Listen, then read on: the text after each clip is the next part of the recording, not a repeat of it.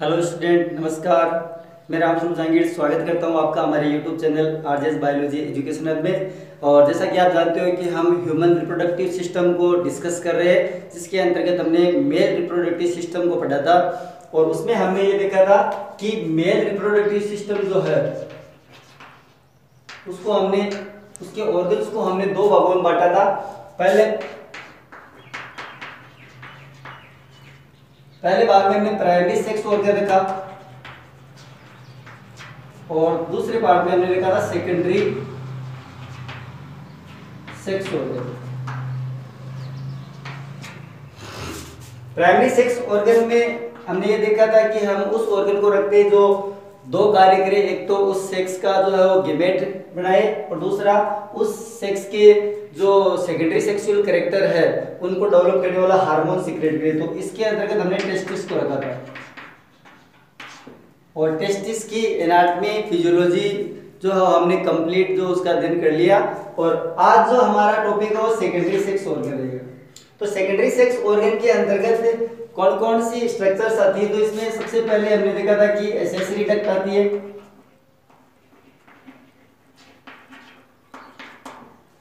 इस पूरे duct system, मतलब ये जितने भी डक्ट है उन सबको हम डक्ट सिस्टम कहते हैं। और इसके अलावा डक्ट के साथ में कई प्रकार की ग्लैंड्स भी आती है जो अपना सीक्रेशन जो है वो स्पर्म के साथ मिलाकर और सीमन बनाती है। तो सारी ग्लैंड्स आएगी। और 3 नंबर पे एक्सटर्नल जेनिटलिया। और इसके अंतर्गत हमने पेनिस को देखा था। तो पेनिस की स्ट्रक्चर हमने फर्स्ट वीडियो में जो हमने मेल रिप्रोडक्टिव सिस्टम का जो फर्स्ट वीडियो उसमें इसके बारे में डिस्कस कर लिया था। तो आज हम एसेसरी डक्ट के बारे में जो डिस्कस करेंगे कि एसेसरी डक्ट जो है इसके अंतर्गत कौन कौन सी नलिकाएं या ट्यूब्यूल्स आती है और जो मिलकर एसेसरी डक्ट या डक्ट सिस्टम बनाती है। तो मेल रिप्रोडक्टिव सिस्टम में जो डक्ट सिस्टम है उसको हम इस डायग्राम के थ्रू समझेंगे। तो यहाँ ध्यान दो कि ये जो यहाँ संरचना बनी हुई है ये टेस्टिस की है और टेस्टिस जो है वो एक थैलेनुमा संरचना में बंद होता है। इसको हम कहते हैं स्क्रोटम।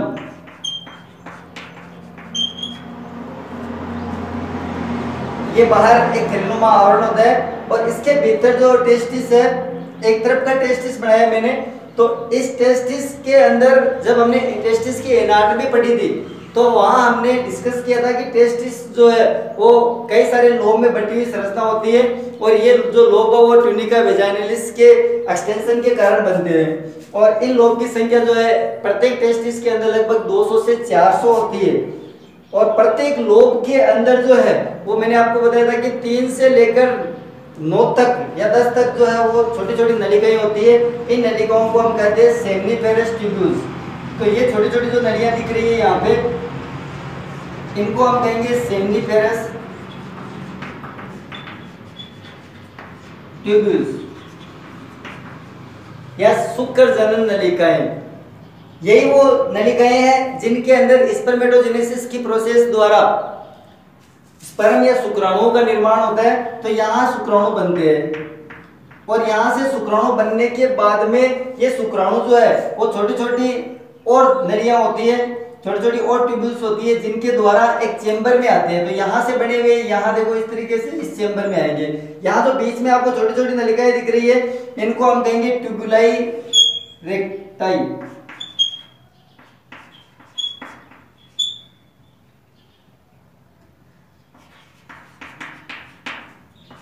ट्यूबुलाई रेक्टाई। तो ये छोटे छोटे ट्यूबुलाई रेक्टाई जो नलियां इनके थ्रू जो है वो स्पर्म यहाँ इस चेंबर में आते हैं और इस चेंबर को कहते हैं रेटेड टेस्टिस।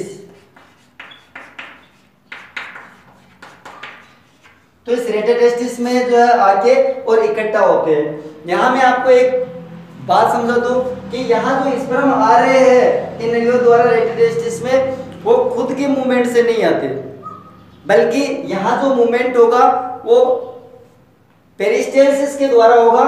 पेरिस्टेल्सिस का मतलब क्या होता है कि नलियां जो होती है वो नलियों की दीवारों के अंदर अरेखित पेशियां जो है वो पाई जाती है, और अरेखित पेशियों में जब कॉन्ट्रैक्शन होता है तो इनके अंदर जब कोई पदार्थ की मात्रा बढ़ती है तो अपने आप ही आगे मूव करती है। तो यहाँ जो स्पर्म जो जैसे जैसे बढ़ते जाएंगे तो इन नलियों में कॉन्ट्रैक्शन होने, इन नलियों की मसल्स जो है उनमें कॉन्ट्रैक्शन से दबाव पड़ेगा, उस दबाव को जो है पेरिस्टेल्सिस कहते हैं, और उस पेरिस्टेल्सिस के द्वारा ये इस चेंबर में आ जाएंगे, तो यहाँ चेंबर में इकट्ठा हो जाएंगे। और यहाँ पर ध्यान रखना कि ये जो सेमिनिफेरस ट्यूब्यूल्स है, इन सेमिनिफेरस ट्यूब्यूल्स से यहाँ रेटे टेस्टिस में स्पर्म का जो आना वो स्पर्मिएशन कहलाता है। तो ये टर्म्स ध्यान रखना कि यहाँ से सेमिनिफेरस ट्यूब्यूल्स से जो स्पर्म है वो रेटे टेस्टिस में जब आते हैं तो इस प्रोसेस को हम स्पर्मिएशन कहते हैं। तो ये स्पर्मिएशन की प्रोसेस द्वारा रेटे टेस्टिस में आ जाते हैं और इस चेंबर में इकट्ठा होते हैं। ये जो पूरी मतलब ट्यूब्यूल्स है वो सारी की सारी इस टेस्टिस के अंदर है। देखो ये टेस्टिस के अंदर है, और इसके अंदर होने के कारण इन सब को जो है हम इंटरटेस्टिकुलर ट्यूब्यूल्स कहेंगे या डक्ट सिस्टम कहेंगे। तो ये इंटरटेस्टिकुलर डक्ट सिस्टम है, और इसी में ही जो अगली डक्ट सिस्टम है वो देखो यहाँ पर, इन्हीं में जो अगली डक्ट आती है वो यहाँ पर देखो, ये छोटी छोटी जो नलियां दिख रही है इनको कहते हैं वास इफ्रेंसिया। इनकी संख्या लगभग 15 से 20 होती है, और इन 15 से 20 की संख्या में जो नलिकाएं हैं, इन नलिकाओं से यहाँ जो स्पर्म बने हैं वो स्पर्म जो है वो यहाँ एक लंबी और हाईली कोइल्ड एक 15 से 20 मीटर लंबी एक नलिका के अंदर आते हैं। ये बहुत ज्यादा कुंडलित होती है, बहुत ज्यादा मतलब जो आप ऐसे कह सकते हैं कि कोइल्ड या कॉन्वोल्यूटेड होगी, कुंडलित होगी, और इस नलिका को जो है हम कहेंगे एपिडिडाइमिस या अधिवर्षण।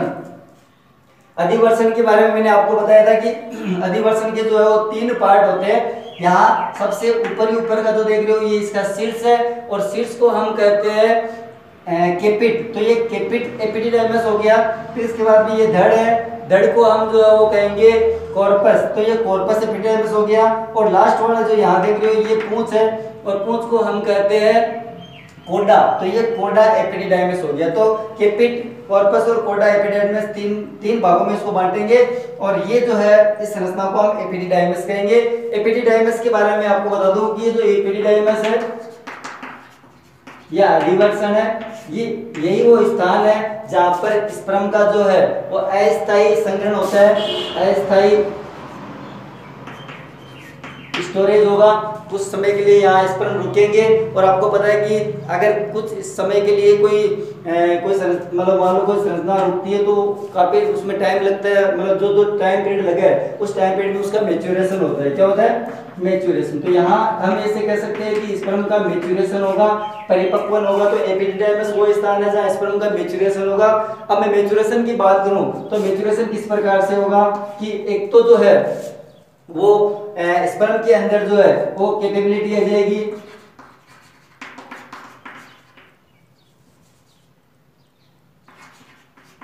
कैपेबिलिटी आएगी किसकी? फर्टिलाइजेशन की। तो फर्टिलाइजेशन की कैपेबिलिटी आएगी। और दूसरे की मैं बात करूं तो यहां पर मोटिलिटी आएगी।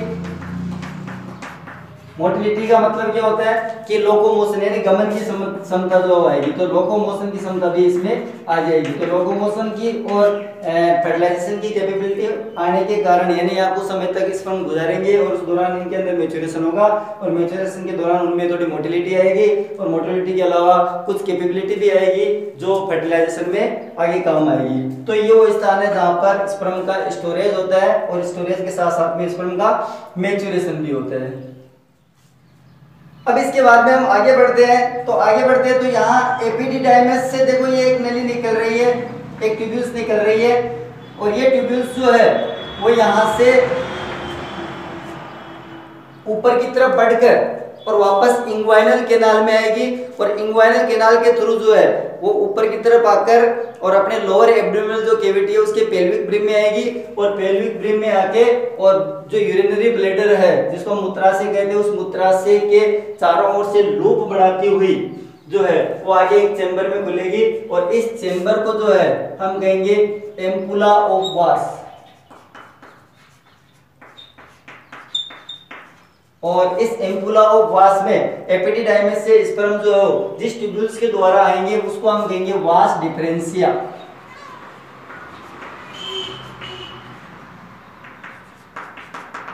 तो वास डिफरेंशिया के थ्रू जो है ये वास डिफरेंशिया जो है वो एपिडिडाइमिस से शुरू होकर इंग्वाइनल कैनाल के थ्रू वापस अपनी लोअर एब्डोमिनल कैविटी में आएगी और वहां पर ब्लैडर के साथ में लूप बनाती हुई एक चेंबर में जाके खुलेगी जिसको हम कहेंगे एम्पुला ऑफ वास। यहाँ ध्यान रखना कि यहाँ दोनों तरफ से यानी दोनों तरफ की टेस्टिस से जो वास डिफरेंशिया आएगी तो ये इस तरफ वाले टेस्टिस से आ रही है और ये इस तरफ वाले टेस्टिस से आ रही है। और ये जो है अब यहाँ से अगर हम बात करें तो देखो ये इसके बाद में एपिडाइमिस के बाद में वास डिफरेंशिया, ये जो है वो इंट्रा टेस्टिकुलर डक्ट होगी यानी ये टेस्टिस के बाहर की डक्ट है।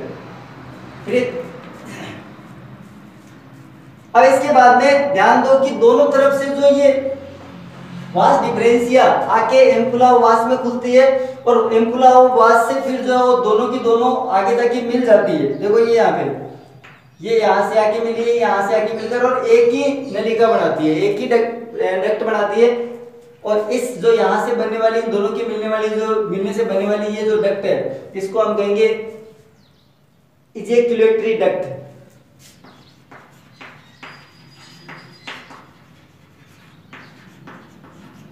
या स्खलन वाहिनी, तो ये स्खलन वाहिनी बनाएगी।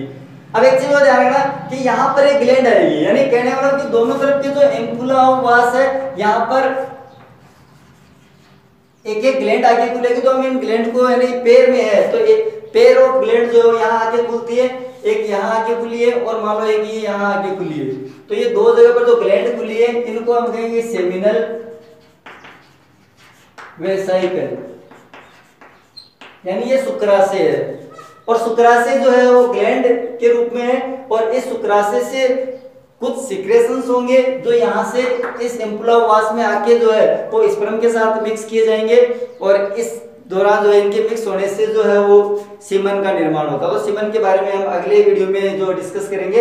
यहाँ हम इतना ही देखेंगे कि एम्पुला वास के अंदर दोनों तरफ के जो एम्पुला वास है उनके अंदर एक पेर ऑफ ग्लैंड जो आके खुलती है जिसको हम कहते हैं सेमिनल वेसाइकल। ये सेमिनल वेसाइकल यहाँ आके खुल गई। फिर इसके बाद में इजैक्युलेटरी डक्ट जो है वो आगे बढ़ती है। तो आगे बढ़ने पर इजैक्युलेटरी डक्ट जो जाके यूरिथ्रा से मिल जाती है। तो इस तरफ से यूरिथ्रा आ रही है, ये इजैक्युलेटरी डक्ट है, दोनों मिलके और मिलने के बाद में एक संयुक्त नलिका बनाती है जिसको हम कहते हैं यूरिथ्रो जेनेटियल डक्ट या मूत्र जनन वाहिनी। तो कहने मतलब इजैक्युलेटरी डक्ट और यूरिथ्रा जो ब्लैडर से आ रही है मूत्र वाहिनी वो दोनों मिल जाती है और मिलने के बाद में ये आगे जाके एक संयुक्त नलिका बनाएगी जिसको हम कहेंगे यूरिथ्रोजेनेटियल डक्ट या मूत्र जनन वाहिनी। जहां ये मूत्र जनन वाहिनी बनाती है उस स्थान पर एक अनपेयर ग्लैंड पाई जाती है। ध्यान रखना कि ये दो हिस्से दिख रहे हैं इसके लेकिन सिंगल ग्लैंड है, अनपेयर ग्लैंड है ये और इसको हम कहेंगे प्रोस्टेट ग्लैंड। ये भी एक ग्रंथि है जिसकी सीक्रेशन जो है वो इस सीमन के अंदर आके मिलती है। हम स्पर्म के साथ में मिलकर सीमन बनाने में योगदान देते हैं। तो इसके सीक्रेशन में कौन कौन से घटक होते हैं वो हम आगे डिस्कस करेंगे। अभी हम इतना देखेंगे कि यहाँ पर एक जहाँ पर इजैक्युलेटरी डक्ट और यूरिथ्रा जहाँ आके मिलती है उस स्थान के ऊपर एक ग्लैंड पाई जाती है, इसको प्रोस्टेट ग्लैंड कहेंगे। और फिर इसके बाद में प्रोस्टेट ग्लैंड के आगे एक पेयर ग्लैंड पाई जाती है। तो ये पेयर ग्लैंड है, इसको हम कहते हैं Cowper's glands, urethro bulbo urethral gland. तो ये बल्बो यूरिथ्रल ग्लैंड भी कहलाएगी और इसको काउपर्स ग्लैंड्स भी कहेंगे। ये एक पेयर ऑफ ग्लैंड होती है जो यहाँ आके खुलती है। फिर इसके बाद में ये जो यूरिथ्रोजेनेटियल डक्ट जो है वो आगे चल के और एक छिद्र के द्वारा पेनिस के शीर्ष के ऊपर खुलती है, इसको हम यूरिथ्रोजेनेटियल पोर कहेंगे या छिद्र कहेंगे। तो यहाँ एक छिद्र के द्वारा ये बाहर खुल जाती है। तो ये पूरा इस तरफ का जो है वो पूरा का पूरा इंट्रा टेस्टिकुलर डक्ट सिस्टम है। और इंटर टेस्टिकुलर डक्ट में देखो अब ध्यान दो, इधर हम दो भागों में बांटेंगे। तो एक तो हो गया इंटर जो डक्ट सिस्टम है इसको हम दो भागों में बांटेंगे, एक तो इंटर और एक हो गया इंट्रा। अब इंटर में देखो वापस ध्यान दो इधर कि कौन कौन सी एग्जाम में पूछ लिया जाता है। तो इंटर में आएगा सबसे पहले ये देखो, ये जो संरचना दिख रही है इसको हम कहते हैं सेमिनिफरस ट्यूब्यूल्स।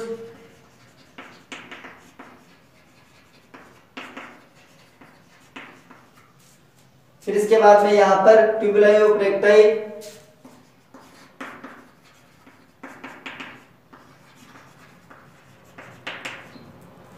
फिर इसके बाद में ये चेंबर जिसको हम कह रहे हैं रेटेटेस्टिस,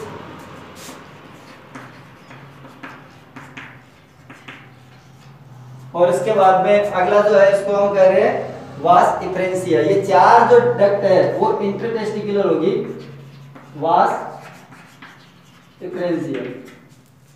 इंट्राटेस्टिकुलर में देखो ध्यान दो इधर की एपिडिडाइमिस हो गया, है तो टेस्टिस के अंदर, मतलब स्क्रोटम के तो अंदर है लेकिन टेस्टिस के बाहर है, इसलिए हम इसको कहेंगे इंट्रा। तो इसमें आएगा एपिडिडाइमिस,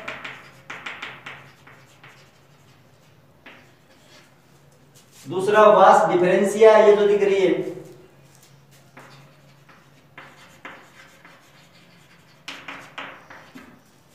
फिर इसके बाद में आगे जो है वो इजैकुलेटरी डक्ट, ये सब जो है इसी में आएगी। तो ये दो पार्ट हो गए इसके। अब यहाँ तीन टर्म्स और समझना आप कि सेमिनिफरस ट्यूब्यूल से स्पर्म का रेटेटेस्टिस में आना कहलाता है स्पर्मिएशन। यहां से जो इजैकुलेटरी डक्ट है वो आगे जाके यूरिथ्रोजेनिटल डक्ट में बदलती है, और यहां से जो है स्पर्म का बाहर निकलना जो है वो कहलाता है इजैकुलेशन।